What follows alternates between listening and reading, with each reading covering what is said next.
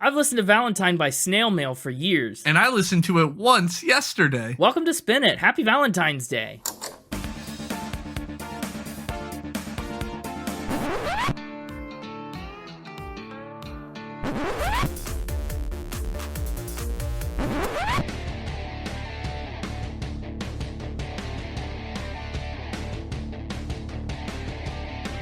Hello, everybody, and welcome back to Spin It, the record-ranking podcast for people who would rather be listening to music. I'm James, and with me is Connor. Hello. Why did you say it like that? What are you doing? I'm slow today. Oh, I know what this is. This is a snail mail bit. What? No, sorry, this was a sloth bit. Wait, are we doing snail mail? Yeah, because, Snail Mail is the artist, and you're going slow like a snail. Oh, I was trying to get a sloth thing going, but that's way better. Oh, well, thank you for admitting my joke was way better. How about that Grammy episode last week? Wasn't that special? Wasn't that fun? So Grammy, so special. Yeah, I know I sure enjoyed it. One more congratulations to the winner. We definitely know who you are. We not recording this episode before that one at all. We didn't record this episode before that one at all. Well, now I'm lying to the audience. I don't like that. Yeah, that's the mixtaper's job. Yeah. He has a monopoly on lying. Maybe we just found out who won the Grammy by snail mail, so it got here late. Oh, I like that. Yeah. This is another kind of special episode, a little bit. It's another week where I picked the album, ironically, because of what week it is. It's Valentine's week. You know, Valentine's Day was 2 days ago.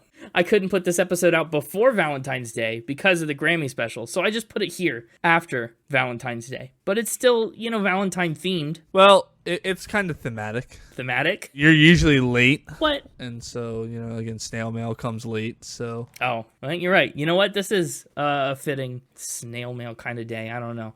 It's a snail kind of day. What do you know about snail mail? What don't I know? That is your code word for you know nothing, which I figured. No.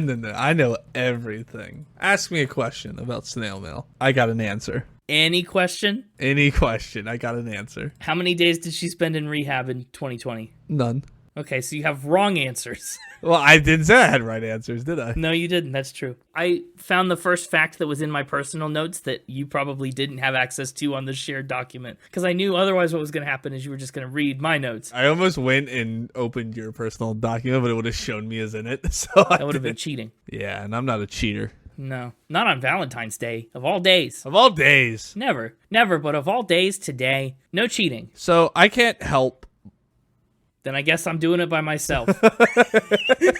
I can't help when I think about snail mail, but think about the stupid, what if scenario of, you're, immortal and have all this money, but there's a snail always trying to kill you. Oh. By touching you. That, thing. Hypothetical internet question. Yeah. How would you take care of the snail? You get to keep all the money, but a snail is constantly chasing you. Is it worth it? Yeah. And people, try to come up with how they would, avoid the snail. And deal with a persistent snail. Yeah. Yeah, I guess it makes sense that it calls that to mind. Snail Mail is actually the solo project / stage name, little pseudonym of Lindsey Jordan. And the reason she picked Snail Mail is kind of the same thing you're getting at right now, where people don't talk about snail mail a lot. Oh, I thought you were about to say the stupid snail hypothetical. I was like, that was the last thing I was talking about. No, it's not that specifically.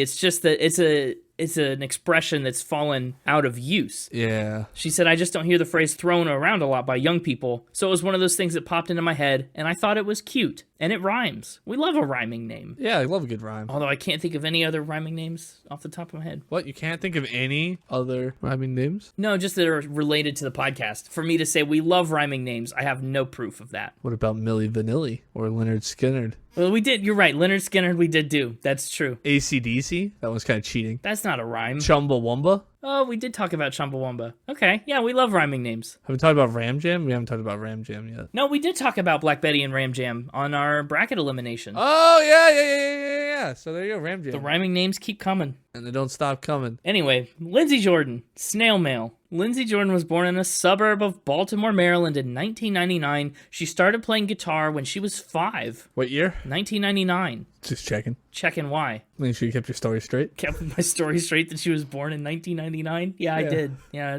that's true. Just had to make sure. Fact check and all that. Sure. She started playing guitar when she was 5. She was a big fan of punk music and especially of Paramore, who she saw live when she was 8. Brag about it.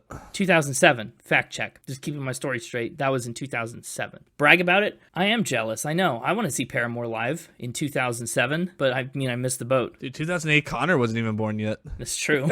But that Paramore show, as cool as it would have been, was definitely a pivotal moment for her that really inspired her to want to start a band and really get into music. So she joined her church band and her school jazz band, really honed her skills. And by age 12, she was writing her first songs and playing shows all around Baltimore. After high school, she decided to full-time dive straight into music and put out a self-made EP called Sticky with an I, well, with 2 I's, just 1 I is at the end. That came out in 2015, and shortly thereafter, Snail Mail, also with 2 I's, played a festival alongside the band Priests, who were the ones that connected her with their label. Then came another EP and her first full-length album, Lush, which is one of my biggest musical regrets in a certain sense. What does that mean? That means, so back in 2018 when Lush came out, the way that I found music was I would just hop onto iTunes and just like look at the iTunes store and see album covers that I liked or what was new or trending or cool. And I would like listen to it, go seek it out if I liked the cover and like the previews and stuff. And I saw Lush and I think I previewed some of the tracks on Lush and I was like, ooh, this would be a cool one to listen to if I had time, to fit it on an albums of the month in 2018, so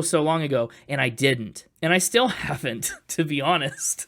It's an ongoing musical regret that I haven't listened to it yet. Because what if I was there from the start? What if I knew Snail Mail from day 1, and now I knew her from like year 3, and that's not as cool. Yeah, that really isn't as cool. I know. I feel like I just jumped on the bandwagon. I could have been here from day 1. It's my regret. But after Lush came out, she toured all over the US and internationally in Canada, New Zealand, and Australia, and the land down under. And then in 2021, right, she put out her second full-length record, Today's Subject, and 2 days ago's holiday, Valentine. She said, Valentine is very much a post-exploration of real love and loss. A big thing that I'm exploring on the record are my own faults and what's gotten me into these heartbreaking situations, but also the discovery that love is ultimately between a person and never a person and a concept. So that's like the mindset that she's got as she's constructing Valentine. I really, really, really like the vibe of Valentine. I have quite a few albums kind of like this on the ranking list. That soft, like gritty, emo, indie rock kind of thing. I mean, we kind of touched it with Phoebe Bridgers 30-some episodes ago, but I've got a few more like this that I really, really like. As far as her influences go, musically, of course she cites people like Hayley Williams of Paramore, Sufjan Stevens, and Avril Lavigne, who I know you're familiar with. Whoa! Elliott Smith, Fiona Apple, and obviously a lot more. So if you know what those artists kind of do and the music that they make, you can kind of pinpoint and triangulate where she lies in the middle of all of them. After Lush, when she was first starting to work on a sophomore album, she was so busy with touring and all kinds of things, she couldn't find enough time to get away and write. But when the pandemic lockdowns happened, well, suddenly she had plenty of time on her hands, nothing to do but write. She was living at home with her parents again, which she said, quote, got the good art out of me. I just felt like I was doing it for fun again, like when I was working on Lush, coming home from high school every day and writing for a while. Sitting on the same carpet was pretty liberating for me. And I think that's really interesting. To come back to the same place with such a vastly different perspective gives you such insight into, I guess, the emotions and the things that you're writing about. Not to mention all the musical experience she's gained along the way. But to that point, too, this entire album is a solo written effort, which I always love. I mean, you got to respect that a little bit, because you really get this window into somebody when they do this, right? This is all her words and all her music and all her feelings. There's no outside input, She also co-produced it, too, alongside Brad Cook. So it's obviously very personal. Got that degree of intimacy to it. Sure. Also, 15 other musicians are credited in the liner notes of Valentine, but 10 are just extra string instruments on Mia. So 5 extra musicians elsewhere on the album. Also, I have to tell you, I hate to be the one to break it to you, I think you maybe listened to this album wrong. Impossible. Impossible? Yeah, how did I listen to it wrong? You listened to it wrong because where'd you listen to this? Did you listen to it in the car? Did you listen to it at work? Did you listen to it, I don't know, through headphones, in bed? Like, what was your listening method? With my bones. You listened, sorry, what, with your bones? Yeah. Go on. No, that was it. Well, I'm pretty sure that's the wrong way to listen to anything. So I mean, I did it in my bedroom. Okay. With a lamp on. Oh. With my bones. Weird. Well, you may have gotten closer to the intended way to listen to this album than you think. Snail Mail said, after making the record, she said, making this album has been the greatest challenge of my life thus far. I put my entire heart and soul into every last detail. So, I strongly suggest, for the optimal listening experience, you listen, most importantly, in order. But I also suggest doing so in a room or cave lit only by an old oil lamp, emitting just enough light so that you may read the lyrics as you listen. Oh. Uh-huh. Then, at the bitter end of track 10, comforted only by the sound of your own breath, you will be left alone to process what you just heard, exactly as it was intended to be heard. Wild. I know. So you got the lamp thing right. Yeah, and I got the bones thing right. That's not in here. I don't think you did get that right. So I listened to it with my inductive headphones. Oh. Which are like the ones that don't go in your ear, but they like go on the like side of your heads or whatever. I thought about that. I wasn't sure if that's what you were going for or not. Yeah, I just want to say it in the weirdest way possible. Do you do that when you listen to a lot of music? Does that change the quality of it? Not really. It doesn't really sound any different than listening to a normal headphones. Huh, interesting. Except I can hear more like background noise. Yeah. That's a really intense image for how to listen to an album. Yeah, it is. I think it's a perfect descriptor for how this album feels and sounds, but wow, I guess I would never think of that. We gotta go find a cave. Maybe we should find a cave full of snails. Done. And listen to this album like that and see if we like it better or worse. Or if it like hits different. Add it to spin it on the road. It's a to-do list. Go to a cave and listen to Valentine. Yep. I'm all for it. When was she born again? Fact check. 1999. Ooh, okay. I get the feeling this is going to like come up in Factor Spin or something, and you're going to be like, actually, she was born in 1964, and it's like some different thing.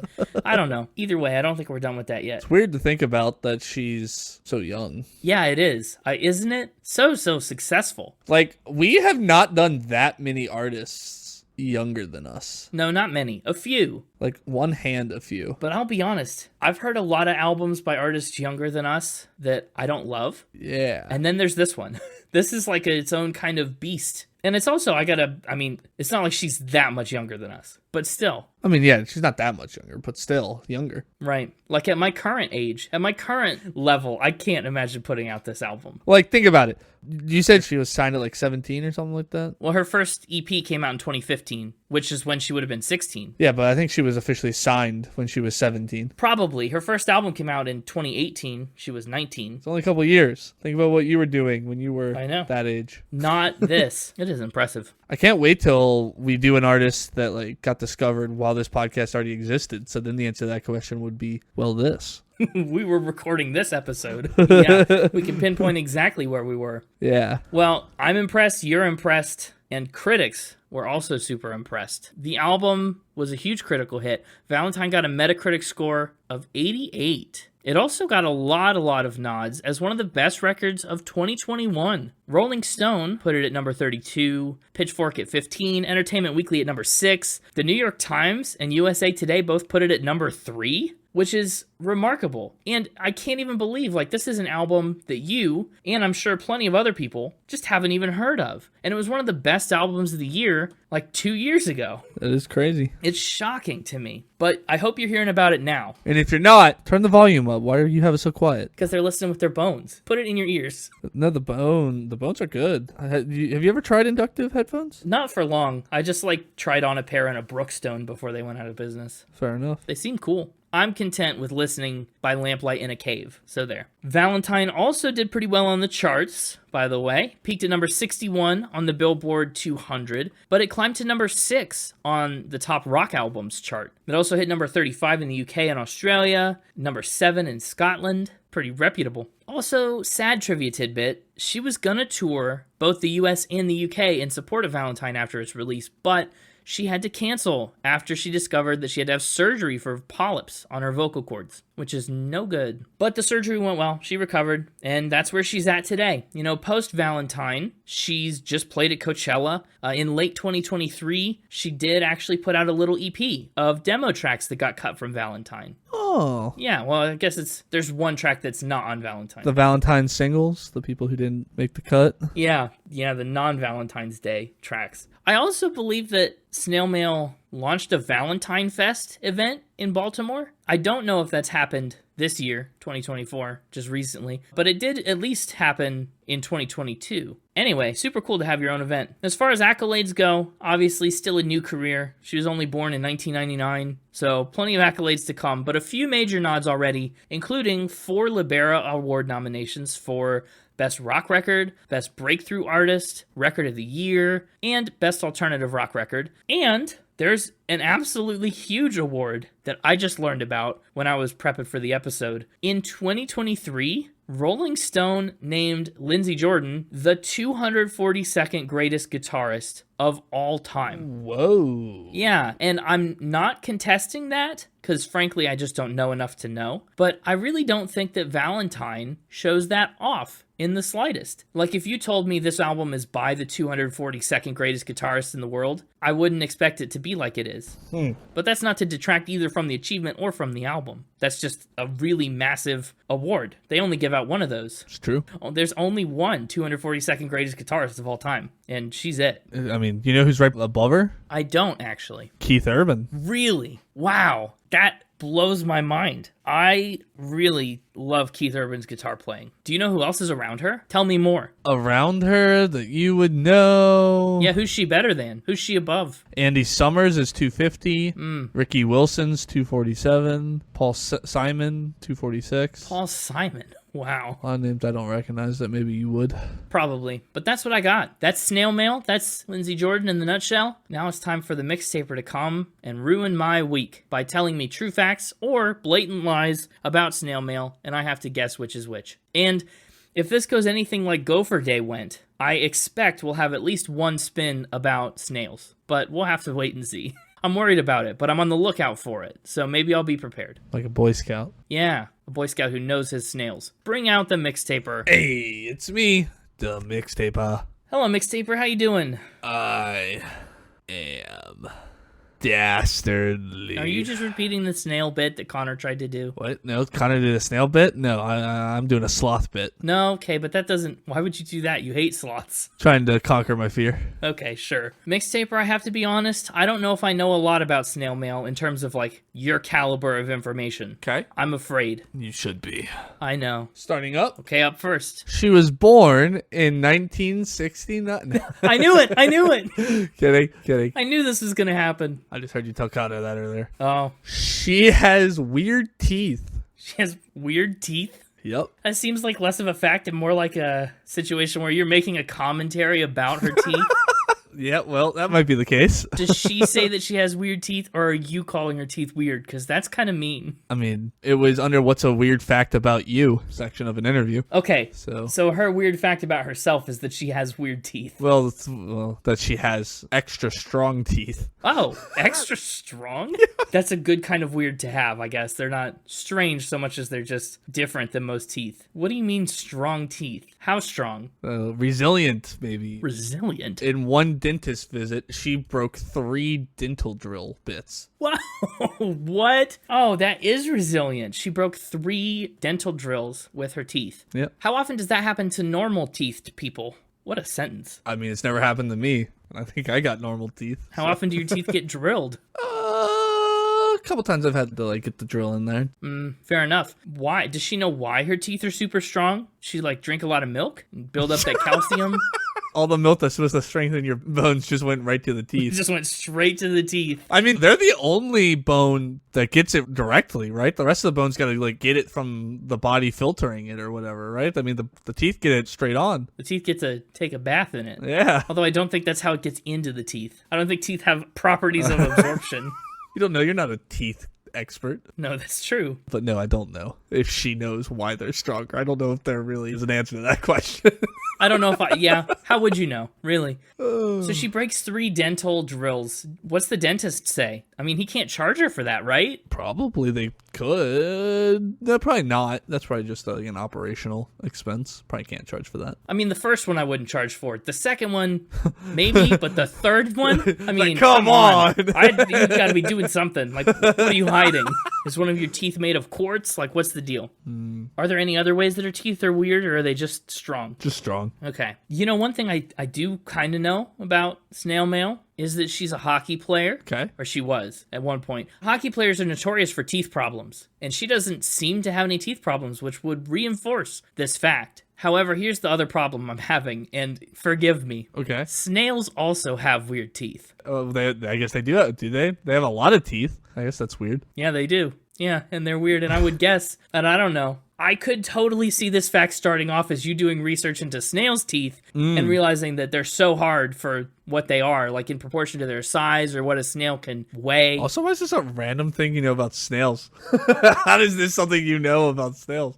But whatever, continue. Well, snails have to have weird teeth, right? They don't have human teeth. They have snail teeth. Okay. I think this is a spin. Okay, you think this is a... I mean, the drill bit thing was really specific, which is good on you, but I can't shake the weird teeth of a snail. Okay. I think this is a spin, and I think you based it on snail teeth. This is that you're locked in? Yeah. This is a true fact. Oh, no. She's got strong teeth. Just really think that I really went all out on this snail bit, huh? I'm not that predictable. You can't tell me you wouldn't do it because you did it for the Gopher Day episode just 2 weeks ago. And also, I'm looking up images of snail teeth, and they are really weird. Okay. Show me one. Send me one. Like, exceptionally weird. Like, to the point where it would not be surprising if you just said, Oh, gosh. That's what their teeth look like? yes, and that's what I said. Snails notably, like, have weird teeth. They're known for how weird their teeth are. Weird. So it didn't seem like that much of a stretch to me. I'm not ashamed of missing that one because snails, man. I know elevator brands and snail teeth. Well, you've sure given me something to chew on while I await your next fact. She got really into paper making. Really into paper making? Mm-hmm. Like with pulp and like from scratch? Yeah, from scratch. Interesting. When? During COVID. It was her COVID hobby. Okay. That's a very COVID hobby type thing to do. What inspired her to do this? What made her go, yes, this is what I want to pursue as my little hobby right now? I don't know. Okay. You said she got really into it. What's the degree of into it that she was? She had like a whole setup, like kit setup thing to make paper. Did she use it for anything? To make paper. No, but did she use the paper that she made for anything? Oh. Not the paper making kit. Whoops. I think that's pretty self-explanatory. Probably. I would. I mean, what if she just gonna have a bunch of paper on it? What if she wrote songs on it? I could see it. I could. That'd be cool. Songs to be read in a cave by lamplight. But yeah, she talked about how you have to like keep pressing the pulp down and like beat it into a watery clump. Ew. It sounds gross. I'm not so familiar with the process, but it sounds gross. You use like a screen to like almost sieve the gunk off of it so that it's left with just what you want. I'm paraphrasing the interview, but yeah, that's interesting. I don't even know what to think about this. I'm so in my own head. I know you were like, I'm gonna be on the lookout for snail-related facts, and now every single fact you're like, how can I make this about snails? Well, yeah, I know. It's true. And I'm thinking like silkworms are out there that make products that can be turned into other things. Those aren't snails? What? They're not snails, but I'm getting there. I'm saying I don't know of any, but what if there is a snail that produces a product that can be turned into paper? I'm going to feel really stupid if I call this a fact and it's a snail thing. Oh, and that'd be funny because it'd be literal snail mail if you made paper out of a snail. Oh, it would. Yeah. Anyway, that's just your general reaction to that has kind of talked me out of it a little bit. I'm going to say that this one is a spin, but for other reasons. Spin, but for other reasons. What other reasons? I don't know. It just seems like a messy, complicated hobby. And you've brought up a lot of other fake hobbies on this podcast before, like chainsaw carving and other things. I've also brought up some real hobbies, but okay. Well, that's true. I'm going to say a spin. I'm going to say a spin, but I don't think it's a snail-related thing. Just to be clear. Okay. This is a spin. Yay! I was right. Oh, man. That's an intense, messy, almost useless hobby. Yeah. I mean, it's cool. Hobbies are hobbies, and if you like it, and do it if you do it. But you could get a paper making kit for $20 from Target. Interesting. You can make your own snail mail out of it. Yeah. Where'd this come from? Why did you think of this? Why not? Why not? Sure. Sometimes I come up with weird ideas. She almost died She almost died. That's a pretty dramatic fact. How'd she almost die? as a baby. She almost died as a baby? Yeah. When was she born? 1999. Good. That was a test. How did she almost die as a baby? Seems dark. Well, she had to have baby surgery. Baby surgery. On what? Or for what? Her spinal cord. Ooh. What happened to her spinal cord that was like deadly? She had, and I'm so sorry for this pronunciation, lipomyelomeningocele. When you say things like that, it's like I have to put together a puzzle and remember the syllable that came before it. It says right here, pronounced lipo, L-I-P-O, my, E-L-O, which I'm pronouncing as L-O, min, in, go, seal. So lipomyelomeningocele. Yeah, that, you know. What is that? It's a birth defect that affects a child's backbone. Okay. Yes, I did already kind of get all that information from things you previously said. Oh, God, I just laughed so hard I gave myself a bit of vertigo right there. That was weird. My head, like...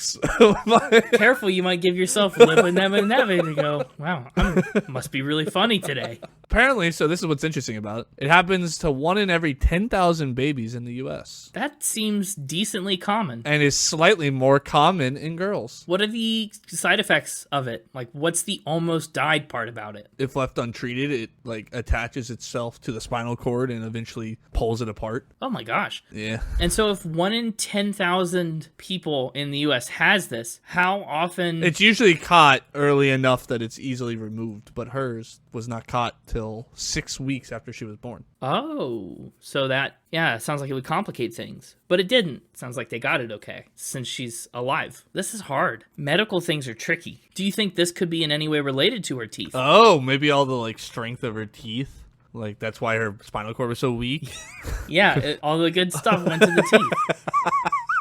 Ridiculous. It is. So I know, at least I'm comforted in this fact by knowing that snails don't have backbones. So it can't be as true as you've presented it if it's about a snail. Sure. But they have shells. Oh my God.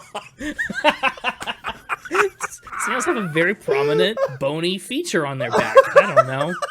I think this one is a fact. I'm going to go with true on this. What's it called again? Lipomyelomeningocele. Nice. I'm going to look up how that's actually pronounced after this and see how close you were. But I'm calling it true. I'm going to say she had that baby surgery and they fixed it. This is a spin. Wow. Probably. I mean, I guess she could have it. I just don't know. But as far as I'm aware, this is a spin. Okay. It's a spin. So you just know about the disease and just said it. Yeah. It's hard to find stuff about this artist. And the few interesting things I did find, you also had in your rundown or just knew. I had to go into the vault of spins and dust off some old ones that I hadn't used. I see. I like it. That's fun. I'm surprised you picked a disease that you can't even come close to pronouncing. Well, I thought that would add a little credibility to it. It would if you weren't bad at pronouncing every disease that you tried to say. That's true. I don't think there's a safe one out there. And now for the final fact. The final fact in the classic 4. What is our 4th potentially true or potentially about a snail mail fact? You're going to hate me. Uh-huh. Saved the best for last. I'm sure you did. She doesn't like salty foods. Oh, yeah. I thought this would come up. I thought some joke about salt would come up, maybe even before Factor Spin, that Connor would do it. I knew this would be here. She doesn't like salty foods. Why on earth not? Doesn't like them. They're salty. I don't know. Sure. So this was in a So How Was Your Decade Snail Mail article posted in December 20th of 2019, where they sat down with Lindsey Jordan and asked her a bunch of different questions. Okay. What are some of the other questions? My favorite album of the 2010s. What else? My favorite song in the 2010s. Mm-hmm. The craziest thing that happened to me in the 2010s. Okay. The best new slang term of the decade. Of the 2010s? Ooh, that's a hard call. Yeah. How old is YOLO? And then we get out of the 2010s questions into just, what's your favorite book? What's something cool that nobody knows about you? What is something cool that nobody knows about her? Well, you mentioned that she played ice hockey. I did, yeah. But that she also, a lot of people know that, but she said she actually got really into roller skating and roller derby. Oh, that's fun. She said she was really practicing to become a roller derby player and then got signed at 17 and to do music and just was like, all that training was for nothing. But anyway. That's why you knew that. Uh-huh. The article clearly exists. Yeah. What question is the salty foods thing under? What's your favorite food? Sure. What does she say is her favorite food? French fries, but with no salt. You had me for a minute there. I was about to be like, aha. Aha, what? You didn't think I had an answer? Or? No, like French fries. That's a salty food. Oh, you know what I mean? yeah. No, that's what made it interesting. She loves French fries, but she can't stand overly salted fries. Okay. That's a reasonable reason for her to bring up that she doesn't like salty foods. Mm-hmm. Does she acknowledge that it's maybe the most ironic thing in the world? Not in this. That, like, snails die when they touch salt? And we could tweet at her and see if she'll acknowledge that. I think this is going to be the saddest miss of my life if this is about snails. But I think it's true. You think it's true? Of course you'd make it up, but of course you'd find it, right? You had a lot of good information about the article, and you could have just made up that this question was in there at all, because it's not particularly about the 2010s. Well, I told you we got out of that, but I listed off a whole series of questions with answers that weren't about the 2010s at all. Yeah, I don't know if any of them really existed. Oh, if any of the questions, yeah, maybe they were all made up. Maybe the article's not even real. How deep does the lies go? It's just such a specific thing. Yeah. Would you have looked that far through an article to find a snail-type fact? I still think this is a fact. Oh. It's going to be just unbelievable if it's not true. But go ahead, lock it in for me. Oh, but how can it be true? This is. Hold on. Oh, he's thinking about changing his mind. I'm putting the pressure on. I'm so torn because if it's true, you have to include it. Like, there's no way you would have found that and not said it, but also you could have just made it up, and it's the easiest thing to make up. It's almost beneath you as a spin. It's pretty beneath. Yeah. This is a spin. I almost changed it. I can't believe it. I can't believe I missed this. You made it too believable. I have an infuriating detail for you. These are all about snails. What? What? Yep. Hold on. Even the true one. Yeah, I knew this. It just also is true about her. I thought you were on the trail the whole time. I was gaslighting the crap out of you. I was on the snail trail. You were on the snail trail. What? You nailed that they have weird teeth. I had to act like I'd never seen snail teeth before. I knew you knew they had weird teeth. I literally Googled Lindsey Jordan weird teeth and found an article about how she broke dentist equipment. So that happened to be true. Yeah. Oh my gosh. But the weird teeth, I was so on it. And that was what threw me for the whole thing. Yep. Really? Because I knew the weird teeth was a snail thing, and it was true about her. That's why I started with it, even though it's such a wild fact. I had to start with it to really throw you off. Also, snails are absolutely used in the creation of paper. The paper industry typically uses snail shells as fillers to improve paper capacity. They are also used in cosmetics for face powder, and snail shells serve as a reinforcement material for automotive connections. Shells. So I was barking up the wrong tree with like silk and excrement products. I should have thought more about shells. Darn it. And then snails are born with their shell. It's not hard yet. It's soft, and it like gets hard as they eat calcium. Yeah. Much like babies who are born with this disease that is a fatty mass under the skin on the child's back that attaches to their spinal cord. It's the biggest stretch. But so you found a disease that was similar to the way that snails come out. Exactly. I was like, what? I literally Googled. That's awful. I Googled babies born with lumps on their back like snails. I can't believe this. And then, of course, snails hate salt. So I had to end with... Yeah, of course. Not even surprising. And, of course, I saved it for last. Especially as the paranoia was building with each fact. I was like, I gotta save this one for last. Because it's the most likely to be about a snail. They're all likely to be about snails, and I knew it. Oh, and I still only got 1 out of 3 right. I have one more infuriating detail for you. What? I came up with all of these this episode on the fly. What? You thought of them all on the spot? Not necessarily on the spot. I was doing some frantic Googling in between facts, during facts, and leading up to Fact or Spin. From the moment that you started telling Connor about how you had a feeling there was going to be snail-related facts, just like gopher-related facts, I didn't even think about snail facts. Really? And immediately pivoted. So I had a whole other set of 4 facts that were all from this article that I kept referencing. That's absolutely a real article. Yeah, of course it was. It had to be. And abandoned it all for the snails. And it's because you brought up the concept. So you've done this to yourself. I did. Wow. I'm shocked. I'm stunned. That was amazing. I think that's going onto the Factor Spin Greatest Hits playlist. It's a good one. The snails make it. That was wild. I'm just shocked that immediately you were like, snails have weird teeth. Oh, because they do. And I was like, man, he's onto it already. I had to gaslight you all day being like, making it sound like you were being crazy for trying to make everything snail related. It's like, he's on to me. Yeah, I was. Wow. But yes, there's a species of snail's teeth that are 5 times stronger than spider's silk and can withstand extreme pressures that would turn carbon into diamond. And some snails have up to 20,000 teeth in their mouth. Whoa. So they got weird teeth. I can't believe this should have been about snails. It should have been a spin right away. I mean, it was. It was about snails. I know. It just wasn't. I mean, you still would have only 50-50'd. I would have felt a little better about it. Because that's the biggest, I think, gaslight moment of the episode. Is that one was true. Yep. Wow. That was a snail mail fail from me. That was SMF. Back like Twisted Sister. It's like so much fun, but... It means something else to Twisted Sister. Yeah, it means something else to you. Well, Mixtaper, I'm going to have to ask you to leave. I mean, you can ask for anything. Doesn't mean you're going to get it. All right, Mixtaper, I'm kicking you off the call. I thought you were going to ask me to be your Valentine, but I mean, I guess I'll just go. Oh, no, Valentine's Day is over. Sorry. Yeah. Oh, was he crying? Yeah. Well, it's a shame. I didn't mean to make the Mixtaper cry, but he really did me dirty there. Man, yeah, between that and the Gophers, you've not been having good animal-related Factor Spin rounds. Maybe that's your new weakness. I guess. I don't know. Can't tell what's true about animals and what's true about people. That's a horrible affliction to have.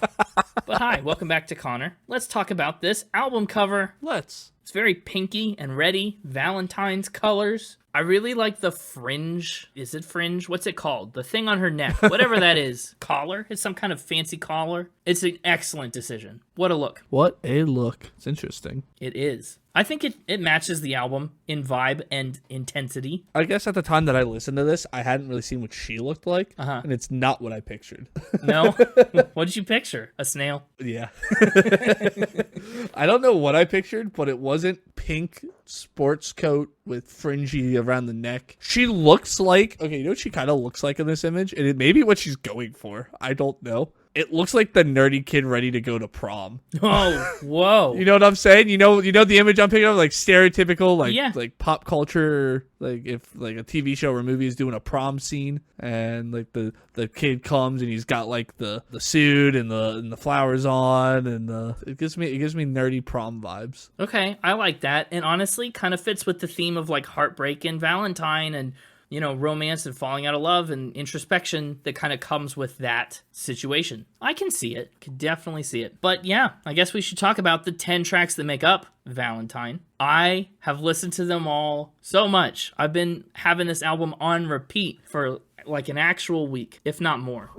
And up first on the track list is, of course, the title track itself, Valentine. What'd you think? It also didn't open the way I expected it to. No? What do you expect it to open like? Knowing the name Snail Mail and the album title Valentine, having never seen her, maybe knowing some of the things you knew about her as a hockey player or a roller derbier. Yeah, well, I knew like that, and I knew some of her musical tastes, which was like indie rock, Sure. emo, grittiness, and this isn't that like at all. This isn't gritty, this isn't emo, this isn't rock. It's a little rock. No, it's like an indie pop rock kind of thing. Yeah, like once we got to the "why'd you want to erase me" part, like then I was like, okay, this is closer to what I was expecting. Still not quite as gritty as I was anticipating. No. But it got closer to what I was expecting. We got closer to Avril Lavigne vibes when we hit that part. Oh, you're right. That's actually a great comparison. I think so too. I never thought about it, but I definitely can hear that, especially with some of like Avril's softer songs that got to that point. Like I'm With You, especially, comes to mind. Yeah, and that's not me saying I didn't like it. That's just me saying didn't expect it. Yeah.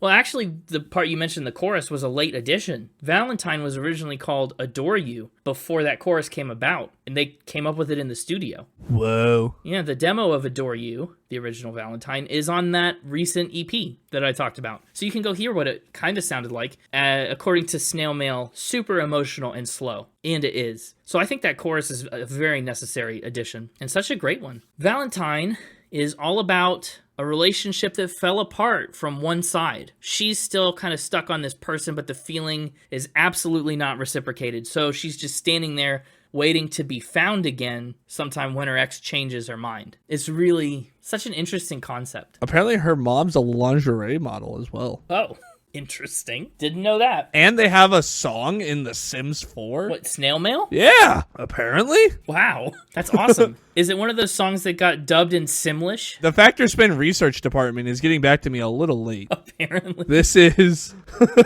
what they are informing me. That's awesome. It's such an ironic title to call this song Valentine and for it to be about a heartbreak in the one-sided way that it is. Like, you're still my Valentine, even though I may not be yours anymore. And she's talked about it. Actually, she's commented on a lot of these songs, which I love because we get so much extra insight. But she said, it's such a heartbreaking thing referring to someone as your Valentine in a lost love type of way, because I think there's nothing more tender and innocent. I think the hurt there is pretty relatable, and when I came up with Darling Valentine, it kicked me in the guts in a way that felt right for the entire thing. I just knew immediately that the record was going to be called Valentine. And I could not agree more. I mean, listening to these 10 songs, I can't pick out any better title. Not one. The chorus is very catchy. Honestly. I kept getting the why do you want to erase me stuck in my head? Yeah. That specific run.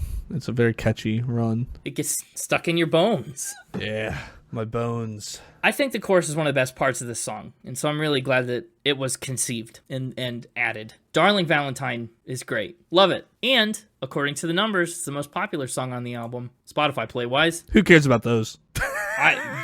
What? Who are you?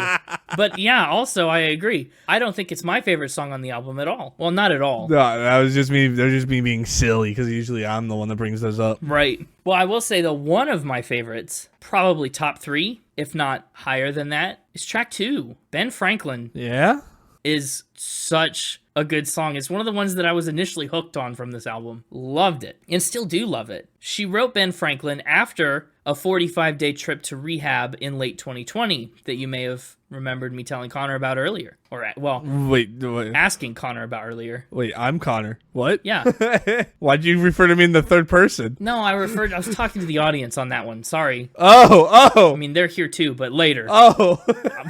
We are kind of behind the fourth wall here. Usually, in that scenario, you might have remembered me telling you about earlier, and it would have worked for both the audience and me. But in that one, you specifically decided to cut me out of the conversation. I did. Sorry, I did a little aside to the audience. Didn't inform you beforehand. But yes, I did mention her trip to rehab earlier, she mentioned. And because of that, it's a very personal, subject for her. But she was kind of on the fence about putting the song on the record for a couple reasons, not least of all for how personal it was. But at the end of the day, she said, at the very least, if I'm putting this information out there, maybe it will encourage other people to not be ashamed to get help or talk about it. So it's kind of a track that's meant to remove the stigma a little bit around rehab and getting help and self-improvement. Now, Ben Franklin's a little bit different, I think, than every other track on this album. Just in its sound and its style and its attitude. I don't know if you got that. I mean, I don't know if you could have got that on one listen where it was the second track you heard. Yeah, a little hard to... But what'd you think? I don't know how I felt about this one. Okay. Like, she did some interesting vocal stuff that I can't decide how I feel about. Sucker for the Pain. Oh, it's one of my favorite parts on the record. Like, when she goes really high into almost her falsetto range. Like, on the I Deserve It, I'm crazy, but don't act like you never met me. Yeah, that's rare. I just don't know how I felt about that. She's got such a strong lower range. Yeah. That's like her bread and butter. And a very whispery upper range, so I don't know how I felt about it. Like, I liked it from, like, a style, like, oh, that was different, but I also just don't know if it fit her style. Yeah, well, that's fair. That's understandable. I like a lot of the instrumentation and the production behind Ben Franklin. I think it's really got a certain atmosphere to it that the other songs, have, but on a smaller scale. Ben Franklin is less of a sit in a cave with the oil lamp song, and it feels more like I'm standing in a big empty room. You know what I mean? Yeah. But she, has acknowledged that also herself. She said, when I was making Ben Franklin, I was like, there's no way this is going to fit on the album. I'm just making this to be rogue. The lyrics are rogue, the title's rogue, the instrumental's pretty rogue. I feel like it kind of spins out into its own universe for a little bit, but I knew it was a song I wanted to make. I felt like I needed to make a side project or something to put it out for a minute until I started connecting the dots to make it fit. And once I did, it was definitely a relief. and I'm relieved it made it to this album. I don't know what I would do without this song on this album. I do like it a lot. I just love the chorus. Sucker for the pain that you said you die. Want to leave a stain forever. It's so good. Also, fun fact, the music video features a 10-foot snake. Whoa! Headlock is up next. It's track 3. And I think Headlock does this really interesting thing where we started with Valentine and had that big chorus to kind of break the flow. And then Ben Franklin was kind of a constant ebb and flow. Headlock is the first song that kind of holds our heads underwater for the duration, kind of in a headlock. I think this one takes you to a place, to a level, and traps you in it for the duration. Like, we're stuck in this one without any kind of cathartic breakout moment or any kind of groove to ease the emotion. Headlock just kind of forces you to sit with it. And part of that is the way that it starts. I mean, immediately. There's no downbeat, there's no break before the instrumentals and the lyrics kick in. It's just, boom, instantly we're there. Yeah. I really love the guitar part in Headlock. The thing I say a lot, but it's true. There's just that note that it hangs on that just keeps like picking at your brain in a funny little way that I really like. Yeah, I liked Headlock, I think, more than Ben Franklin, which seems backwards for you. It is backwards for me, but not unexpected for you. Headlock is way more your kind of song, I think. Yeah. It's an interesting song in that the chorus is different every time, and it's really only one line. It's mostly a chorus in melody only. Drinking just to taste your mouth got you drifting in and out. Man enough to see this through. Man, I'm nothing without you. That's a great second chorus, by the way. It is. It's a great chorus. And then in chorus 3, we get man enough to see this through, like chorus 2. But is it one more thing I won't get to do? It's great. Very subtle little changes in there. Lindsay says, Headlock isn't about losing someone so much as it's about really losing myself in a relationship. I worked on that one at my parents' house. All the synth lines I did in my room on my mini Loog, and I wrote all the lyrics sitting right there at my desk, just sort of dipping my toes into the deep darkness. With that line, thought I'd see her when I died, I'm saying that the end goal of dying in this case would be to be reunited with this lost love. It came from a really dark spot that I was in. And it is really dark. Yeah. Can't get out. I'm tethered to a world where we're together. Oh, wow. Stuck in a headlock. Can't get away. And your head is locked on this relationship. I don't know. It's such a layered kind of song. I really like the instrumentation on Light Blue. Light Blue. Oh, track 4. Light Blue slightly more popular than Headlock, according to the Spotify plays that no one cares about, but on the same track. I like the instrumentation better. I'm with you on that. I like the finger-picked guitar. You know, it's very nice and floaty, airy in a way that the deep dark of Headlock just isn't. But I don't like the melody as much, especially on the verse. Really? The chorus is fine. Nothing's gonna stop me now. Nothing's gonna stop me now. Like, that's cool. The verses fall a little bit more flat than Headlock. How'd you feel about the falsetto on Light Blue? It's one of the rare reappearances of it after Ben Franklin. I thought it worked better on this track. Do you think that's because the instrumentation lends itself more to that higher register? Yes, and I think it goes back to, I brought this up a couple times on the podcast. If you're gonna go to that falsetto-y range, male or female, you have to have the proper bass supporting you. Not like bass isn't like the instrument, just like the proper support structure. Foundation, yeah, the proper foundation of instruments or other voices under you, supporting you as you go up there. And I think that happens on this track, where I'm not sure it did on Ben Franklin. Wow. I love the bass. The bass, not the foundation, on Ben Franklin. Oh, okay. But interesting. It doesn't feel like it comes as much out of nowhere here. That's for sure. And it's not as in contrast. I think the rest of her voice and the rest of her vocals in this song are closer to the falsetto than on Ben Franklin, where she goes really low a lot more of the time. So the jump is a little less jarring. Yeah, that's probably true. One of the things she said about Light Blue, and she said, I wrote it for a girlfriend. It feels like I was young at the time. I was 19, so 2018. She was born in 1999. And she said, even though it wasn't that long ago, in a way, it was. I guess I meant it to be a gesture, but also kind of a declaration. I don't remember it being a particular communicative relationship, but it was fiery. And I think that was my way of communicating my feelings at the time, and I think that comes through. And I do think it kind of has a quiet fire behind it. Not a bonfire, but a campfire. You know what I mean? It's not a house on fire, but it's warm and comforting in the cold, and there's definitely like this passion behind it. Honestly, behind the whole album, I don't think there's a single moment where you can say, wow, she really didn't put much into this song. At least I don't feel that way. Yeah. I'm noticing a bit of a pattern, though, to like the cadence of her songs. Ooh. And I don't know how really to describe it, but it's kind of like a rhythmic tendency she has to put like pauses in between words. in the middle of phrases. Okay. I think I can hear something like that too. I think I can get that sense across a lot of different tracks on this album. And I don't know if it's pauses in between words so much, but I think in just the way that she writes, the way that the words interact with the rhythm and the melody, lands emphasis on really interesting places. Not to mention, Snail Mail itself rhymes. We talked about, we love rhyming names. There are not many rhymes on this album. She doesn't write in couplets or in rhyming phrases. Yeah, which is kind of refreshing. Yeah, it is. And I think it makes you pay a lot more attention to the lyrics because you never know what twist or turn is coming next. You can't ever predict a basic rhyme up ahead. But then when she does choose to use a rhyme, we can sail the ocean blue or just lie down, you know how I love you, then it lands even harder. I went and found an example. Of the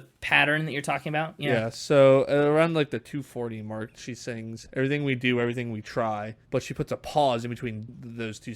It's one phrase, it's one line in the lyrics, everything we do, everything we try, but she goes, everything we do, pause, everything we try, pause, so much destruction, pause, look at what we did, pause, that was so real, pause, and you don't just forget, pause. And you're right, it does. It ebb and flows with the rhythm properly. It makes sense to pause there. But I've noticed she's doing that on a lot of tracks, where the way she writes the instrumentation lends itself to a lot of pauses in the middle of phrases. Yeah, I agree. And I think that gives that album, the fact that she does it on every song, a really good sense of cohesion. I think all these tracks puzzle piece together really well. Or is it a sense of derivativity and not different enough? Because sometimes you say that. Is derivativity a real word? Well. I think that's a cool word, but I like that.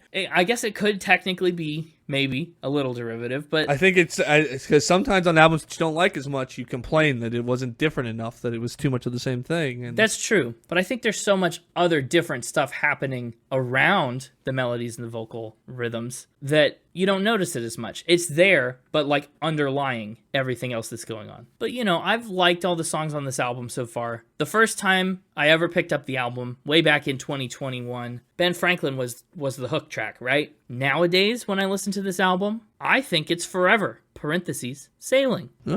That has hooked me hard this go-round, and previously, one of my absolute favorites. Another top 3, easy. And a lot of it is the way that she uses the guitar, and it kind of hits in little short bursts between lyrical phrases that I just love. Plus, lyrically, Forever is certified poetry. You get such a good sense of what's going on in these lyrics. Right from the jump, I might have made a stranger out of you is such a raw line. You get that element of questioning whether it's true or not, right? I might have done it. You get that element of losing someone that you once cared about and making them a stranger. And, you understand we're talking to this person. There's so much happening in that one little line right off the bat. And then she turns it back on herself. I'm stranger too. And then she talks about this potential secret clandestine love affair that's tearing them apart. It's not my perfume on you. Am I obsessed? Does obsession become me? What a line. What a song. I love you from the city to the stars is an excellent line. Nothing stays as good as how it starts. I really cannot stress enough. Lyrically, this might be my favorite. Flat out. Wow. Ben Franklin maybe gets an edge musically, but lyrically, Sailing. Fair enough. 10 out of 10. Sailing really genuinely might be my playlist pick. Wow. As far as the chorus goes, it actually borrows from Madeleine Kane's song, You and I. Lindsey says, I heard it forever ago and I was just really moved. It has some magic that feels like I really feel. And I had never really dabbled in sampling, but I just couldn't stop thinking about being involved with the song somehow, selfishly. So I brought it into the studio in North Carolina and we isolated the sample and slowed it down. It's kind of a deep cut in a way and random that I heard it. I don't know much about disco at all. So this is one of the rare songs where an element, I guess, comes from something else, which is cool, I think, that it still feels very much like her song, even though it brings in third-party elements. I think it accents and emphasizes her perspective and her lyrics instead of, you said, being derivative or detracting from them somehow. Fair enough. Yeah. But up next, over the hump, over the halfway point of the album, it's Madonna. Madonna is not talking about the pop singer. Whoa. I know. Mind blown. Mm-hmm. Not really. No, I didn't think so. Madonna was the third single from the album, and it's one where Jordan particularly leans into her overarching concept, I think, that she talked about, just in relation to the whole album, about people loving people rather than the concept, right? She said Madonna is about putting someone on a pedestal and worshiping them and how that just doesn't translate into anything but resentment and anger once you step away from it. Because this person's never going to be all that you make them up to be in your mind. This person's never going to live up to the expectations that you put on them if that's the way you go about relating to them. If that's the relationship that you have to that person, they're always going to disappoint. Sure. This one, I wanted her to go a bit more on the gritty side. Really? I felt like her voice was a bit too soft to match the instrumentals. You know, that makes sense. I just wanted a little bit more bite to her voice, that's all. She was very still melodic and smooth. I just wanted a little bit of like passion, just especially when you hit like the chorus. You wanted it to have more bite, more teeth, more strong teeth. Yeah. I think actually some of the choruses are jarring in a good way on this song, because instead of going big, they go smaller. And some parts, like all the instruments drop out except for that guitar, especially later choruses just gets to the core of Body and Blood Lover's Curse. I guess for me, it's more like when all the instruments really kick in, like around the line around the block, the judgment time, like when that part kicks in, I just want her to have a little more passion, a little more oomph to her voice, and not still be so just mellow. I don't know. I feel like that would have been out of place on the album. No. I just think it needs to be like line around the block, like a little oomph there, not just line around the block. I felt like it was too smooth for what, because the instruments are going like bump, bump, bump, bump, bump, bump, bump. They're like kicking it up, and she does not kick it up at all. She keeps it the exact same as it was vocally. Sure. It's like if you're gonna give me a little pump up with the instruments, give me a little pump up with your voice. I don't need you like out here going line around the block. Like I don't need that. I just No, we don't. No one needs that. I also really like the line, I don't need absolution, it just hurts. Yeah, it's a good line. That's the heart of the matter. It's the matter on her heart. Yes, it is. But also you'll notice right there, body and blood, pause, lover's curse, pause. I don't need absolution, pause. It just hurts. Yeah. It's there. The ingredient. You're right. No salt, little pause. Dash a pause. Yeah. Lindsey was actually raised Catholic, so she's pretty familiar with the use of Madonna as a symbol. She said, using religious metaphors and my knowledge from that time of my life felt exciting and genuine. I have a deep fear of being blasphemous. I don't want to disappoint my mom. But I don't think this song ventures into that territory, although I guess you do open yourself up to intense feedback when you start to delve into religious imagery. Up next is a song that, has some mystery surrounding its title. It's See et al. Et al, of course, is Latin terminology for and all, like everything. Yeah. Like you would see on academic paper citations with multiple authors, right? Yeah. That part's familiar. But the C part has people divided. Yeah? Yeah. Some people say it could be circa, like around and all around, like all encompassing. Some people think it's an initial for someone's name. Super fans out there have posited that it could be the name of Czar, one of her friend's cats. Oh. Czar. Yeah. Some people have also said maybe it's a disguised way to say see it all or Seattle. Either way, I can't give you a definitive answer, and I don't think anyone can aside from Snail Mail herself, but that's the song. That's what it is. I like See It All. I personally like all of those theories. I think it's fun when an artist gives us a little puzzle like this that doesn't necessarily need to be solved, and it can just be whatever we can make out of it. I'm subscribing to the See It All theory. See it all? Yeah, because I think it fits, because, et al mean like all, and then the phrase See It All fits well with the lyrics as well, right? Like saying that can't make sense of all the faces in her life, and it's whirling around. She's buried in her problems. Like she's not able to see it all. It's all around her. Yeah, pulling down the blinds and sleeping through the dead of the night. Yeah. Hating long drives and summer's ending. Yeah, sure. I love that. I think this song presents a cool structure change. Yeah. To this point, every song has had its verses and its choruses.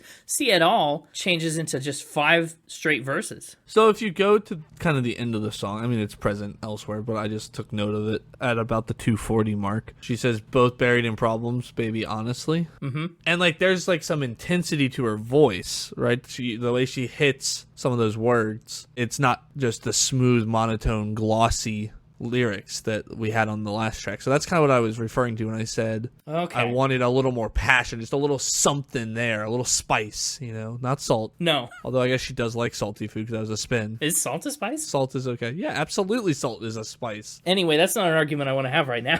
How dare you? I didn't assert anything. I just asked. I wanted it to be. Actually, it might not be. The more I think about it. Because it's a rock. Yeah. Well, I'm just thinking, I guess it depends on your definition of spice. What's a spice? I don't know. Oh, no, it would not be considered a spice. Oh. Wow, okay, I stand, you know what? How dare I? And how dare you misclassify salt? To me, I guess salt would be a condiment, but it's not a spice. Okay, right. I actually like a lot of the end of the song. She talks about baby blue, which kind of calls back to light blue for me. In verse 3, she makes her first overt reference to Mia, the title figure of the album's closing song, and arguably the album's climactic moment. I like that a lot. And also some of these scenes about whirling above routines and summer and long drives come from the experience she was living at the time. She said, I spent a lot of time writing it in the van on tour. I had a little portable amp that hooks up to headphones, and I would just play it there because I don't like to come up with lyrics around other people. It's complex because I'd be sitting in the van for 8 hours a day or something. So that's how we ended up with See It All. I love that guitar riff. It's simple, but it drives this song. It is the force behind everything that she sings and says. And I like that a lot. Never really gets old in the 3.5 minutes the song lasts. But it's also a little refreshing when Glory starts and we get a little bit of distorted guitar. We get a little crunch. I want to talk about the lyrics on this one. On Glory? Yeah, hit me. You've been talking about how good the lyrics are, and I had a moment on this one that I really enjoyed lyrically. Okay, is that the chorus? Yes. You sound a little unsure. Well, what's considered the chorus on this one? You owe me, you own me. Oh, okay, yeah, then yeah, that part. I could never hurt you, my love. Yeah. Specifically just the use of own, and know. Uh-huh. It's so simple, but so good. It is. Clean. That's a clean chorus. And the way she sings it, right? It's not just that the lyrics are good, it's that the way she sings the lyrics are good. Because if I didn't have the lyrics in front of me, it actually would have honestly been maybe on a first pass. I would not have noticed. I would have maybe just thought she said, you owe me twice. I wouldn't have realized she said, you owe me, you own me. She sings it very similarly. Mm-hmm. And then to follow it with the you know me after. Good use of lyrics. Totally is. I like that a lot. And again, to your earlier point about pauses in lyrics, you want it all. Pause. Superstar. Yeah. And it happens verse after verse after verse. Uh-huh. It's wild. When it gets cold, pause. We'll move to Malibu. You're right. Also, Glory is kind of another nod to religious imagery, not necessarily as overtly as Madonna. It is called Glory, and the second line is Jesus died just to save you. Yeah. So it's there. It's there. Obviously, very present, but it's not as overt as calling the song Madonna and singing like that. But it's also a song about being too far gone for something that might feel like everything at the time, but quickly turns to nothing. Some could argue it's more overt. Well, that's true. Because, I mean, non-religious people will recognize Glory as... Like, if you took somebody who wasn't religious and showed them all these tracks, I think they would pinpoint Glory before Madonna. That might be true. You might be right. Actually, Lindsey compares it herself to Madonna. She said very angry and upset vibes, and similar thematically to Madonna, goes with the same grieving process and theme of anger. It's disenchanted. It's like, no matter how angry I am and no matter how much I try to make this something where I'm in control and I'm the one making demands, at the end of the day, I still would do anything for the subject of the song. No matter how in control I feel, I don't even feel like I belong to myself because I'm so entwined in this person's life, which is a pretty helpless state to be. And I mean, to put that in the context of you own me and you know me, like you just lose all sense of self in that person. And it's the same kind of thing that would happen if you were putting them on that pedestal and worshiping them like Madonna. Totally. Spot on. The religious imagery songs are very comparable. What do you think about Automate? It's never a song that I expect to sound the way it does based on title alone. Yeah, it's another one where I feel like I really like the instrumentals that are going on, yeah. But her singing isn't supported by them. They feel disconnected. Especially because she'll hit a couple notes down on her lower strong register and then bring it up to that higher point, and it gets a bit wispy again. Especially on like Automate Me, like it goes like she's down here on Automate, but then up here for Me, or You Got So Mean, and she like goes up on Mean, but the instruments are still just right, and there's like no support there on it. So I didn't feel like the singing vocals jived with the lyrics in the way I wanted them to because of that. Okay. It is interesting because on the verses, every time she sings, all the guitar parts cut out and we're left with drums for a bit on that first verse. Yeah. And then the guitar builds us back into the second phrase. Yep. And then it cuts out again. And it's this constant tug of war kind of between those two intensity levels. Yeah, and the vocals don't pick a side. They just try to ride it out in the middle. I mean, I guess. She had a very long quote about Automate. She said, I think that there comes a time when, through experience and through messing up and learning about my needs and myself, love becomes less of a fantasy and less of a game. There's so much that needs to exist for love to be healthy. And once you realize that relationships are more than what you imagine them to be as a teenager and a kid, it just becomes a lot more loaded. Like love, real love, is unconditional in a perfect world and is loving somebody beyond the good stuff. Being in love with someone is taking them where they're at and having them take you where you're at, and that's the brutal truth being uncovered in that song. It's not all about passion and fire.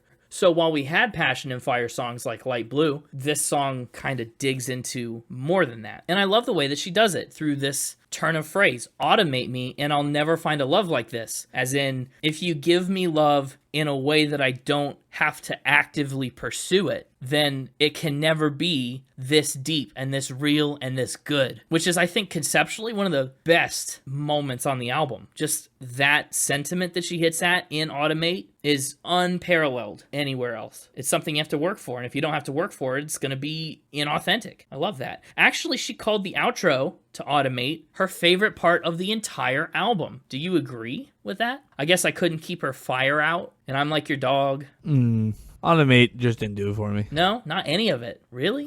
Guess it wasn't your favorite part of the album then. But the song that closes the album is, I mentioned it earlier, but I think it's still true, probably the climactic moment of the album. Mia feels like the album is hitting its peak right at the very end. Isn't it strange the way it's just over? Because we get this massive moment that's probably the most emotional track outright on the whole album, and then it just stops. And then we're left. This is the moment where we're left sitting in the dark cave with nothing but our breath and our heartbeat to contemplate everything we've just experienced. Yeah. You know, this whole kind of loose concept album has been songs to and about the person that she's been in a relationship with. And this last track is this ultimate moment where she realizes, oh, it's really, truly, finally, irreparably over. Yep. And all these emotions that we felt and heard and experienced over the past 9 tracks just get slammed into this wall of, oh my gosh, none of those things that I've been grappling with matter. All the experiences we shared and the love that we had and all the stuff that I've been dealing with is the past, and it's not coming back to be the way that it was. I think she put it really well herself when she said, Mia, to me,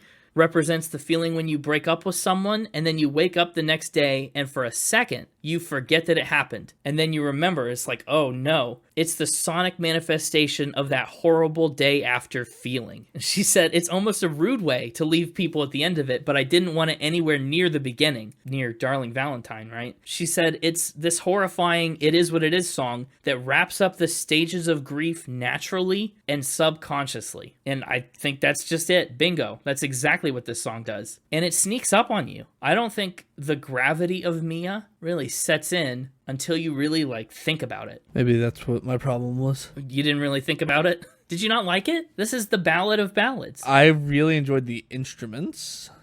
Yeah, this is the song that had 10 extra strings. Yeah, it was really cool instrumentally. Vocally, it was fine. She had passion in her voice. It wasn't all I was complaining about earlier. Lyrically, it was good. It just didn't connect with me. Huh, I wonder why that is. I could tell everything it was trying to do, and it was doing it technically very well. It's just that it wasn't there. I don't know. Yeah, I guess if it wasn't there for you, it wasn't there for you, but it was there for me. Oh, man. Actually, per the instrumentation, she talked about how Me is the only song with a full orchestra on it. I do wish she had more of the full orchestra. I really enjoyed it. I know. It feels like it would fit a lot of this album. Maybe that's something she'll return to in future projects, but maybe not. Maybe it's a situation where it's better to be used sparingly. She said they originally sent the song to someone to have it arranged professionally, but she said when they got it back, I wasn't crazy about the arrangement. So I played some of the arrangement myself on a synth and sent it back and was like, can I hear this? And she said that synth line that she played got translated into an orchestral movement. And she said it was one of the best parts of the song. She called it super collaborative. But that's the last song. That's all 10. Wow. It is time, once again, for Final Spin on Valentine. I think if you really, really, really closely listen to this album, if you're super involved, if you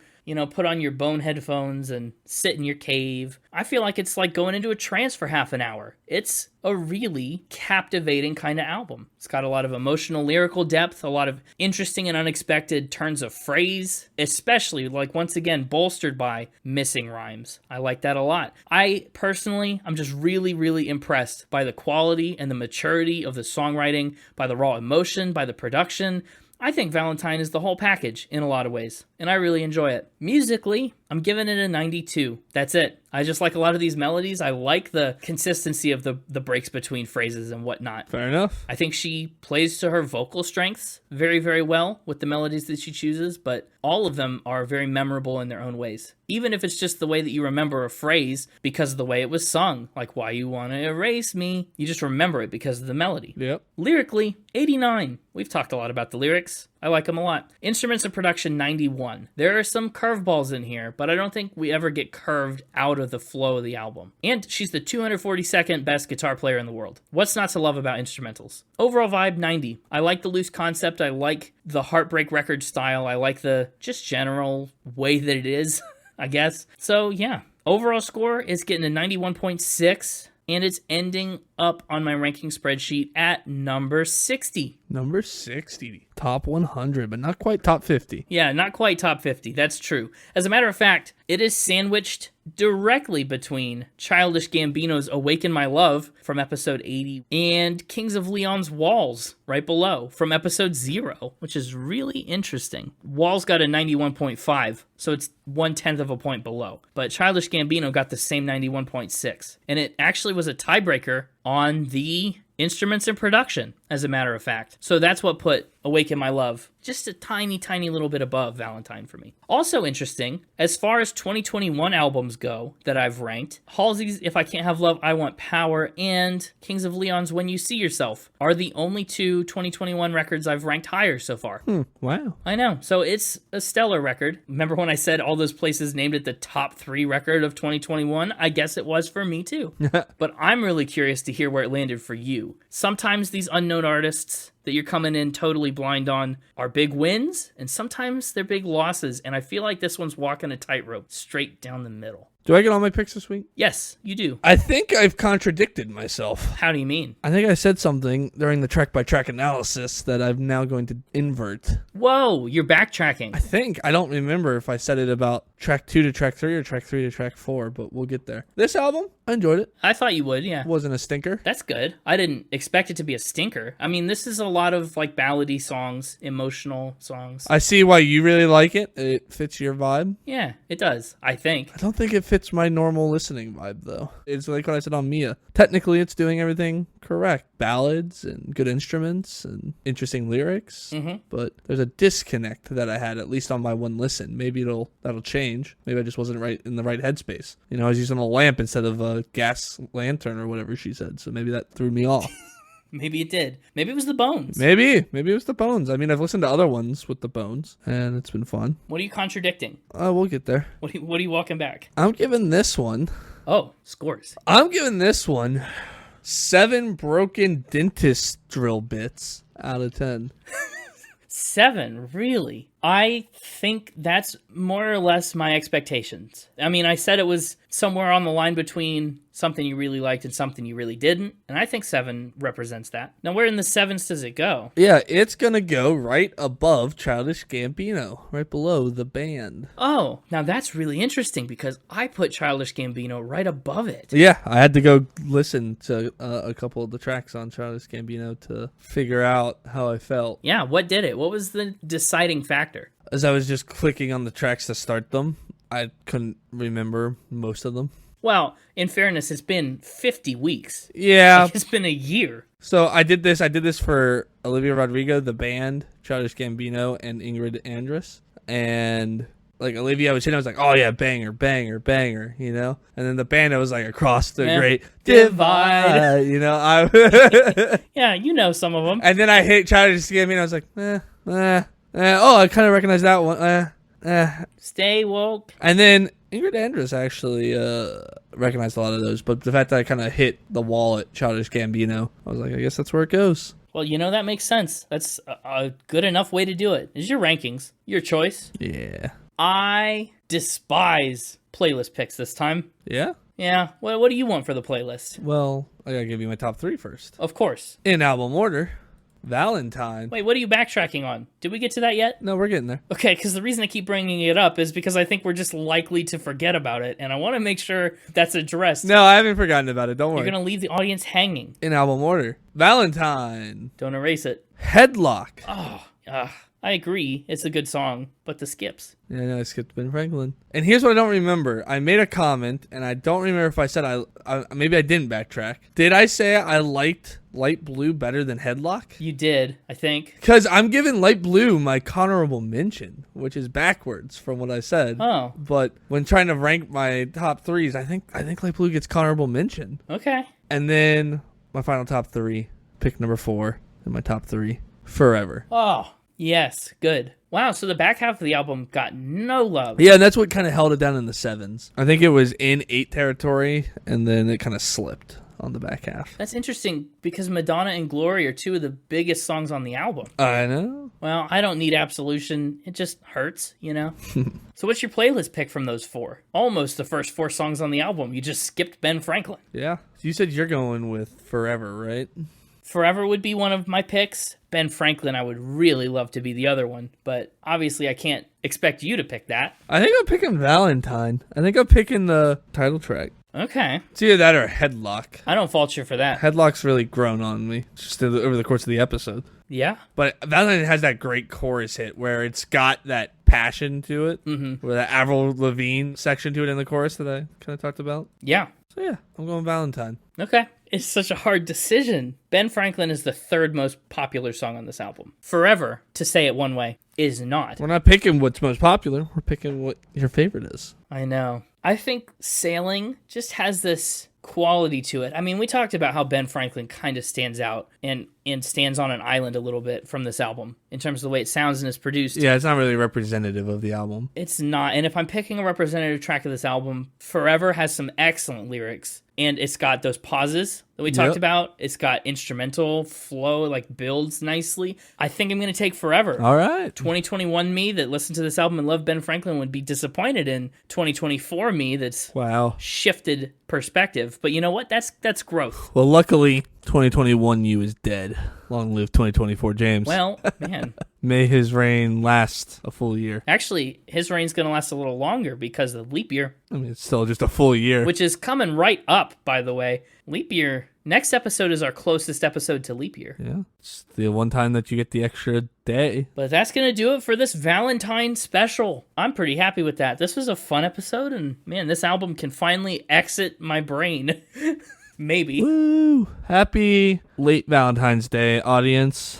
You're all my Valentines. Cute. Only if you're listening, though. Well, they won't know if they're not listening. Yeah, which is why they're not my Valentine. Well, why do you want to erase them? For glory. Nice. Can't argue with that. It was either erase them or put them in a headlock until they turn light blue. Oh my gosh.